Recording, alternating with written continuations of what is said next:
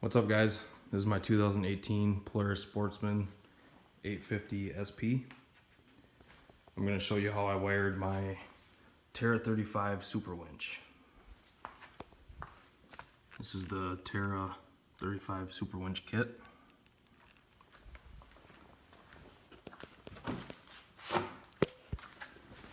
So from the Superwinch motor, you got your yellow and blue wires. I ran those behind the electric fan close to the frame, then out through the top.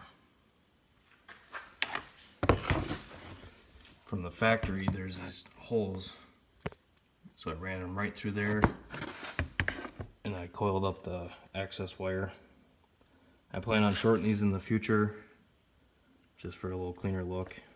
Make sure they don't dangle down, get in the way. The solenoid from the factory, there's a little hole right here.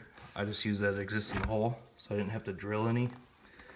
The other side of the bracket just sits right here. I didn't drill anything in there, just set it there, and it holds the solenoid nice and tight. Not gonna move. Then you gotta run your circuit breaker.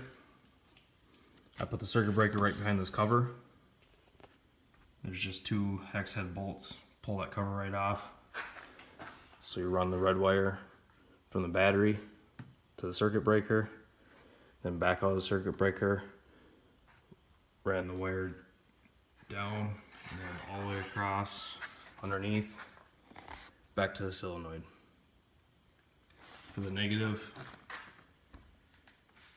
right here, right off the negative battery post, just went down, back behind here, nice and hidden. Same thing, all the way back across, down underneath, right to the solenoid. For the rocker switch, I actually like the Polaris factory rocker switch a little better, just because it fits nice in the little slot right here on the handlebars. But this one is still nice and sturdy, not going to go anywhere. Ran the wires for it back around here, down the handlebars, and then through the neck. Eventually, next time I have this headlight bezel off, I'll go ahead and zip tie those in a little better, just so they're nice secure underneath the neck. For the rocker switch, you got a black and a green wire. Run those down through here. Comes to the back of the solenoid. Right onto these spade connectors. And then there's a ground off the spade connector that you run right to the ground, right where the battery goes. Then there's a red wire for the rocker switch that I ran down this way. Ran it through here, right to one of these orange wires. These orange wires are keyed power, so it's only going to give it power when the key's turned on. I used one. There's one more.